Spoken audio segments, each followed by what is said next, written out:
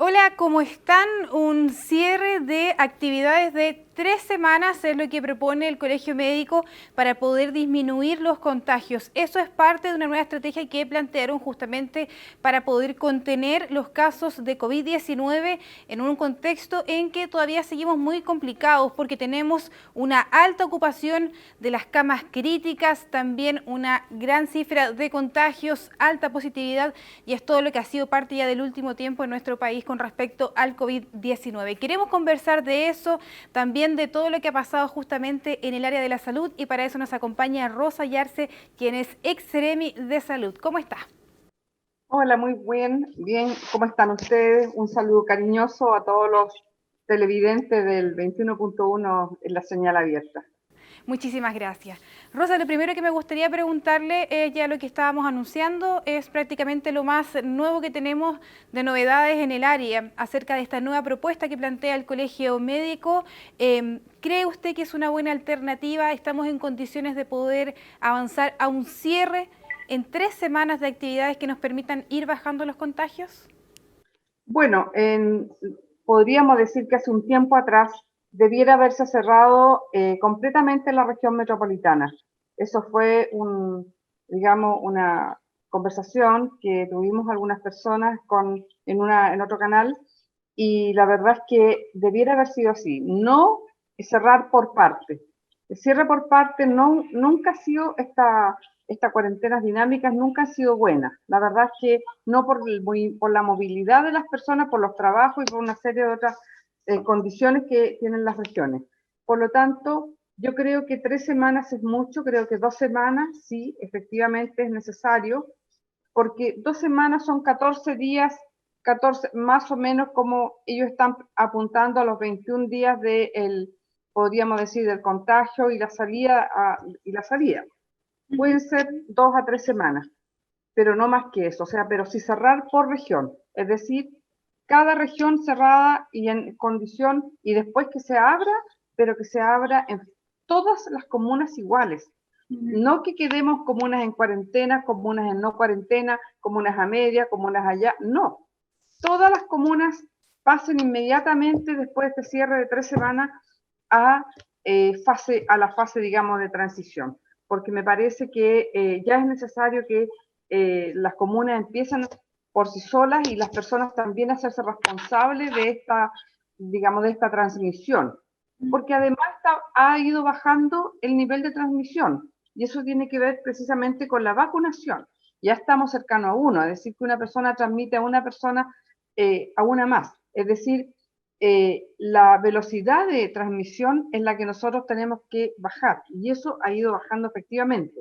Por lo tanto, hay una pequeña señal, una luz de esperanza de que esto va a ocurrir, y que también, producto de las vacunas que ahora se ha intensificado, son vacunas para todos. Entonces eso tiene que en algún momento permitir el corte, podríamos decir, o la disminución digamos, de casos, y efectivamente, y de los casos graves, porque hoy día las vacunas, si bien es cierto, permiten disminuir la gravedad de la situación, permiten disminuir también los contagios, la sintomatología, pero no es 100% efectivo. Es decir, de 100 personas que podrían estar en la UCI sin vacuna, hoy día con vacuna, un 20% solamente va a estar en la UCI, tiene las probabilidades de estar en la UCI, y un 80% no va a pasar a la UCI. Entonces, esas cosas son muy importantes a la hora de indicarle a la gente que la vacuna tiene un efecto que tiene que ver con, obviamente, las posibilidades de mantener una mejor vida, es decir, que disminuye las complicaciones de la enfermedad en las personas, esta vacuna. Pero para eso también tenemos que cuidarnos. La vacuna por sí sola no es capaz de salir adelante. Tenemos que cuidarnos con todas las otras medidas, que son mantener las distancias, la ventilación, no juntarse. El mayor número de contagios ocurre en los hogares. Claro. Eso no hay que olvidarlo. Un porcentaje altísimo de contagio ocurre en las visitas, en las reuniones en los hogares. Por lo tanto, ese es un espacio donde las personas tienen que protegerlo, las personas tienen que hacerse responsables de sus familia y de obviamente de sí mismo. Por lo tanto, hoy día lo que ha habido aquí, una falta de responsabilidad y disciplina de toda la ciudadanía. Rosa, de todas formas, desprendo de sus palabras que también usted habría realizado algunos cambios al plan paso a paso. Lo digo así porque usted dice cerrar las regiones y finalmente que luego avancemos todas juntas hacia una etapa de transición.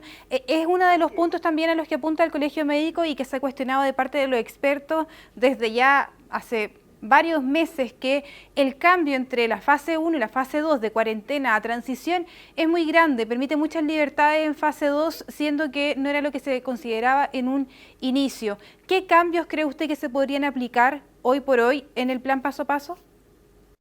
O sea, en el plan paso a paso, pasando ya a la etapa de transición, por supuesto todas las personas van a tener que mantener todas las precauciones y los cuidados necesarios hasta que estemos ya definitivamente saliendo de la pandemia, o sea, en la fase final.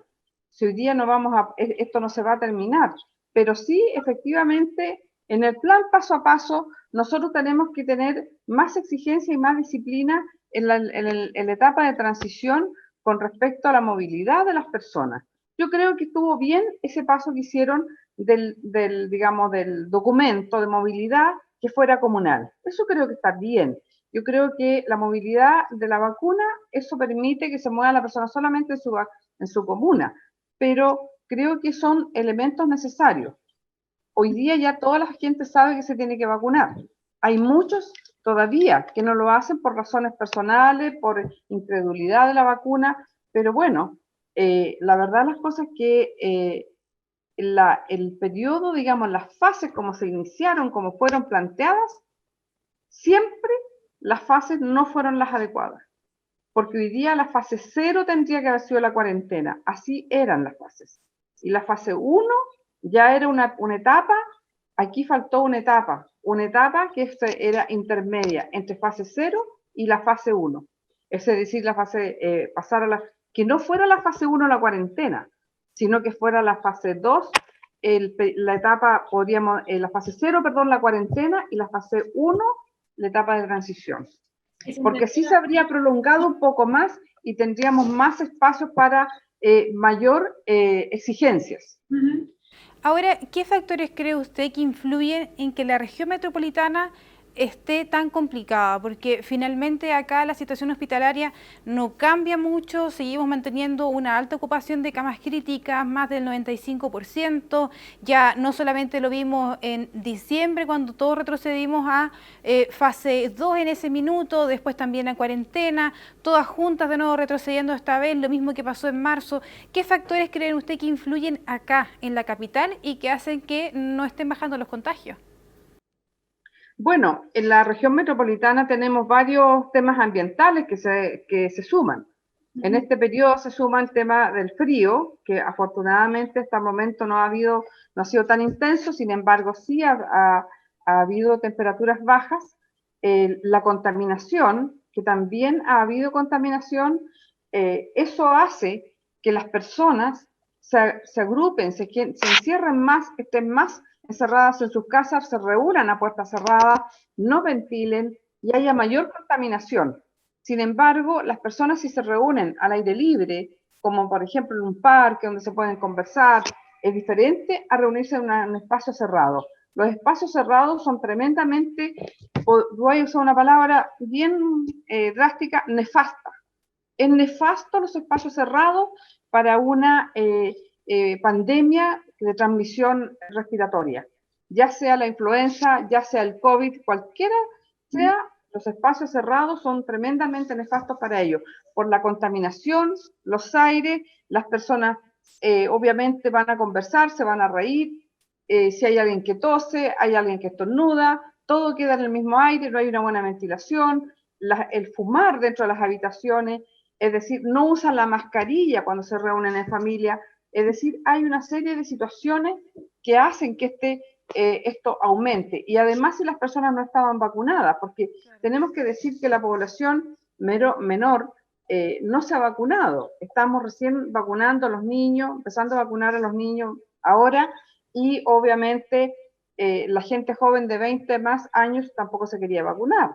adultos mayores vimos vacunándose en este periodo que le correspondía al resto de las personas. Entonces, ¿cómo se explican ustedes que los adultos mayores vayan a hacer una fila cuando era un periodo que se les dio bastante extenso de vacuna y no se hayan vacunado? Eso demuestra el grado de responsabilidad que tenemos. Y cuando se dijo van a tener un documento de circulación, entonces ahora sí pueden transitar. O sea, van para que puedan transitar. Ahora sí, ahí corrieron todos a vacunarse. Entonces, eso demuestra que no tenemos conciencia sobre la salud ni sobre digamos, ni responsabilidad sobre el otro. Estamos conversando con la ex Seremi de Salud, Rosa Ollarse, acá en WAP Entrevistas. Vamos a una pausa y luego seguimos conversando con ella. Volvemos en WAP Entrevistas, estamos conversando con la ex Seremi de Salud Metropolitana, Rosa Ollarse, con quien retomamos el contacto para consultarle. Estábamos recién hablando acerca de por qué no han funcionado las medidas de restricción, por qué no se han bajado los contagios acá en la capital, y usted me hablaba acerca de la responsabilidad de cada una de las personas de hacerse cargo finalmente de la existencia del virus. Pero me gustaría saber, ¿usted no detecta quizás algún problema en cuanto a cómo ha funcionado la autoridad en poder decretar estas medidas? ¿Ha habido quizás un mal manejo de la comunicación de riesgo? Bueno, efectivamente, al comienzo yo creo que ha habido una comunicación de riesgo que no ha sido efectiva y también un grado de credibilidad. Las personas muchas veces cuando hay demasiados cambios tienden a no creerle a las personas, a no creer a la autoridad. Y por supuesto que en este sentido yo creo que tenemos que ser claros en la transmisión cuando nosotros tenemos que tomar medidas. Es decir, cuando esta pandemia partió, yo fui sumamente clara en que las medidas que se iban a tomar iban a ser de este y de este nivel. Personas creyeron que yo estaba poniendo restricciones por otras razones, pero la verdad las cosas es que eso es lo que se debería haber hecho. Es decir, las restricciones son estas por esta razón, porque estamos frente a una pandemia, estamos frente a una situación grave, una situación crítica, y las medidas que se toman son precisamente porque tenemos una responsabilidad frente a la salud de la población. Y eso, y ser, en estas, digamos, en esto debiéramos haber sido bastante más estrictos. Tal vez fuimos demasiado, podríamos decir, laxos para tomar medidas. Y de hecho se recuerda mucho la oportunidad en la que se decía que usted quería cerrar el aeropuerto, que no lo habían considerado, y bueno, tuvimos el aeropuerto abierto hasta hace muy poco y tenemos la llegada de las variantes. ¿Usted sigue pensando que hay una variante chilena? Sí, de todas maneras. Aquí en Chile, cuando se planteó el tema, o sea, la verdad las cosas que fui yo la que planteé el tema de la variante, tengo que decirlo porque así fue y se generó una polémica. Pero más que la polémica, lo que tendría que haberse hecho tomar medidas. Yo planteaba que existía lo más probable una variante por el grado de agresividad que estaba actuando este virus. Los virus van mutando y van mutando precisamente cuando se enfrentan a vacunas. Cuando se ven enfrentados a que existe, digamos, algo que lo está atacando, efectivamente ellos van variando. Y en su replicación permanente y frecuente en la célula, ellos se replican miles de veces en una célula y de esas miles hay errores en la replicación. Por lo tanto, esos errores van dando una nueva variante que son no tienen ninguna importancia, pero sí hay otras que son realmente de importancia y esas son las que el virus hace, esas variantes o mutaciones que el virus hace para poder replicarse efectivamente y seguir haciendo lo que él estaba haciendo, que era infectar a personas y causarles el daño que estaba causando. Por lo tanto, es mucho más agresivo. Lo que hemos observado es una agresividad tremenda en las personas, especialmente en la gente joven, que está hospitalizada, que llega en estado muy grave, en una condición ya directo para, digamos, para ser intubado prácticamente. Eso demuestra que se trata de un virus, no es el mismo que ingresó y que tiene que probablemente ser otro. Pero dentro de estos, ¿qué es lo que ocurre? Que las universidades en Chile, que su función es investigar, la base de una universidad es investigar. Por lo tanto, las universidades deberían estar todas haciendo trabajos de estudio, secuenciación virológica, la secuenciación de este virus, todas podrían estar haciendo este trabajo y no haciendo 20 muestras, 100 muestras semanales. Son muchas muestras las que se requieren hacer. Estar haciendo el estudio a todos los pacientes que están en este momento en estado grave en los hospitales de Arica a Punta Arenas, porque el virus va a variar de acuerdo a las condiciones ambientales, a las condiciones climáticas, a todas las condiciones, y nuestro país es muy diverso geográficamente y climáticamente. Por lo tanto, nosotros, en términos generales, ambientalmente es diferente, deberíamos ya estar secuenciando este virus a nivel país, pero en grandes cantidades, no con unas poquitas muestras. Esto, y la otra es la función del ISP, el Instituto de Salud Pública, nació para hacer investigación bacteriológica y así se llamaba, por lo tanto debería volver a su raíz a lo que le corresponde, hacer estudios para en estos casos y además hacer vacunas. ¿Ha faltado eso de parte del ISP? Hacer investigación y poder entregar una conclusión acerca de si tenemos o no una nueva variante acá en el país. Es que el ISP le entregaron otras funciones que no le corresponden, que debería hoy día volver atrás. El Instituto de Salud Pública es una institución que fue hecha para la investigación, es una institución de referencia para todo lo que es el ingreso de fármacos y además también para la preparación de vacunas. Chile era la élite en vacunas contra la rabia. Aquí vinieron profesores de todo el mundo a prepararse a nuestro país, al Instituto de Salud Pública, se doctoraron en Chile para seguir afuera en el extranjero y se llevaron la técnica a Brasil. Y ahora nosotros compramos la vacuna cuando en Chile se hacía. ¿Por qué? Si para eso estaba el Instituto de Salud Pública y para eso debería seguir siendo. Entonces yo creo que aquí, en ese aspecto, hemos perdido el norte en muchas cosas.